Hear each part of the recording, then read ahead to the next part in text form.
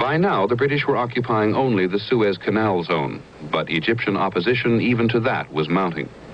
1952 was a landmark year. On the 25th of January, British soldiers surrounded an Egyptian police post in the canal town of Ismailia. They commanded the police to lay down their arms and leave the British area. The Egyptians refused. The fort was leveled. More than 50 Egyptians were killed. And the next day in Cairo, the mob took its revenge. Nasser and Sadat saw in this Black Saturday the public sentiment needed to assure their success.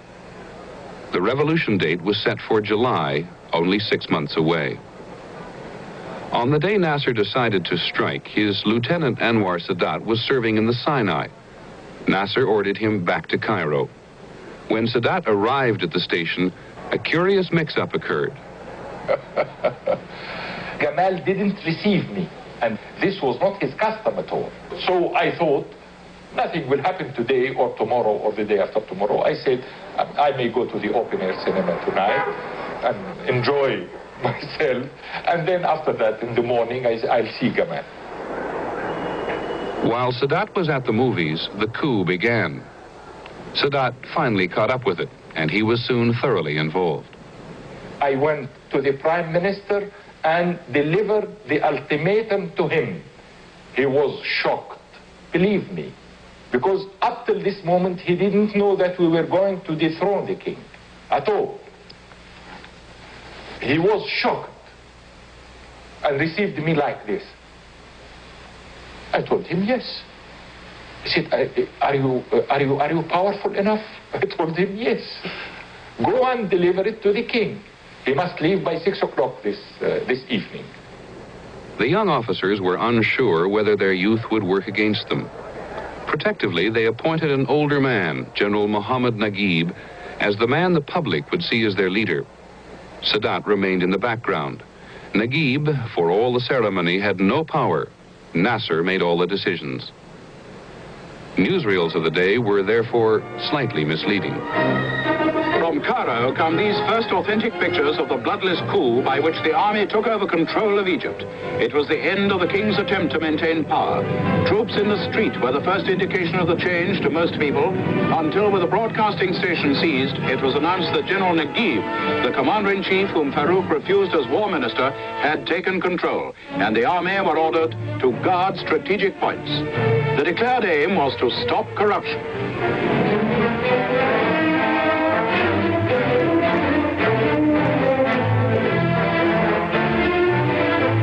Struck at the top, and General Naguib shows the abdication papers signed by King Farouk in favor of his 7-month-old son. Meantime, from Alexandria, the royal yacht Marusa sails with the ex-king and the infant king for Capri. To the ordinary Egyptian, the change is welcome. What the change will mean to the rest of the world, we have yet to see. The impression you had in Alexandria Harbor the night that the Marusa sailed King Farouk into exile? Relax. Relax. Really. Was the coup easier than you expected? Very easy. Yes. Yes. Yes. The new government, the Revolutionary Command Council, met legally for the first time. And we were not prepared at all, either to form the government or to do whatever, anything at all. We were not prepared at all. Believe me, we were in a mess. What are we going to do? We are responsible now after the country, after Egypt. By 1956, General Naguib had left government altogether. Nasser, now president, was to be Sadat's boss for the next 14 years. Egyptian nationalism did not wane under Nasser. If anything, it increased. Nasser appealed to the United States for arms and was turned down. He bought them from the Soviet bloc. Washington, in return, refused to provide the money it had promised for the badly needed Aswan High Dam. The Russians offered to pay. The Egyptians readily accepted. The American failure to provide the money led to the first serious Soviet penetration of Egypt. Sadat still blames the American Secretary of State John Foster Dulles. We didn't like him here because he has never understood us. he has taken everything always black and white. Either you are with America or you are not with America, or you are an enemy of America. I don't like this attitude because there is a psychological element in the whole thing. We have our pride. We want to be friends with America, but we have our pride, and we don't want to be a puppet government, or we don't want to receive orders from Mr. Dallas. But we can be friends. He didn't understand this. Sadat stepped into the shadows for the years of the Nasser regime. He did not really re-emerge until one night in December of 1969. Nasser, concerned about his own death and the perpetuation of his policies, named Anwar Sadat his vice president. And he said, well, if I happen to die, I want you to continue, and I don't want anyone to humiliate this country again. Did you take that as a pretty clear indication that he wanted you to be the next president? Quite right. He never said this before. Sadat Action Biography will continue after this message.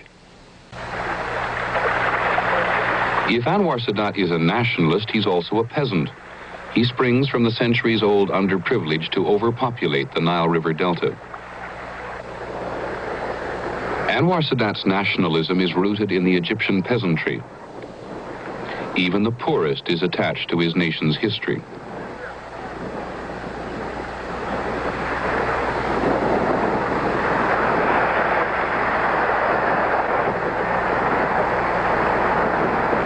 It is striking to realize that while part of Egypt is modern, much of it is the same as it was centuries ago. Transportation, tools, lifestyle. When Anwar Sadat was born on Christmas Day in 1918, his village of Mit Abul Kum looked almost exactly as it does today. His father's job as a clerk had taken him to the Sudan, and Sadat lived with his grandmother. They were poor in a nation where even the richest Egyptian was one class below the resident foreigner. Sadat was one of 12 children. For several thousand years, his family and fellow villagers had been unable to escape the oppressive poverty.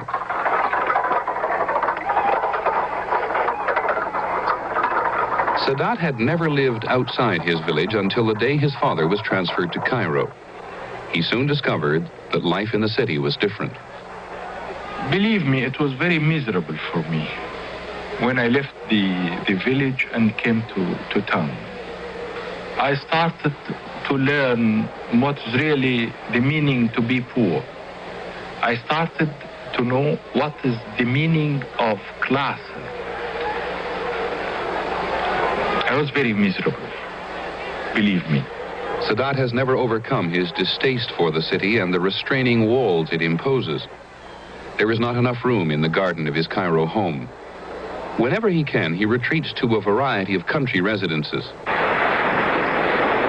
Time is his enemy, and a day off with his wife and 2 of the 4 children is rare. He is not a very active man, but here on the edge of the Mediterranean, he and his wife, Jihan, take long walks. She is his second wife. He divorced his first in the late 1940s and met Jihan, who is half English, a short while later. What did she say when you first asked her if she would marry you? Well, she agreed at once. She agreed, in spite of the fact that there is a difference in age between us. You were just irresistible.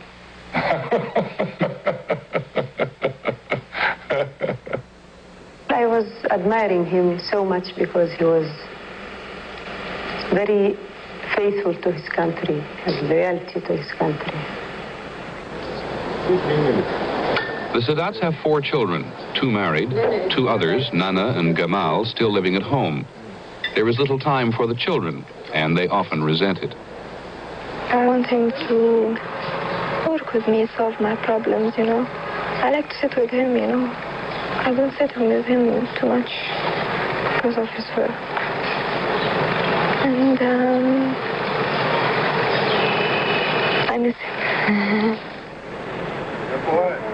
At home, Mrs. Sadat is the disciplinarian and usually takes the lead in family matters. Jihan Sadat is a leading Egyptian figure. She understands the real depths of the country's social problems. She worries always, but she is very kind-hearted, and she is a real help.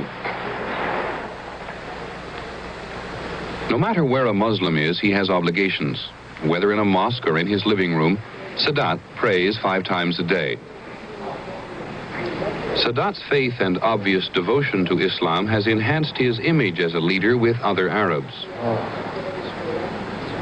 During our visit, an afternoon in the country included a visit to his beach house.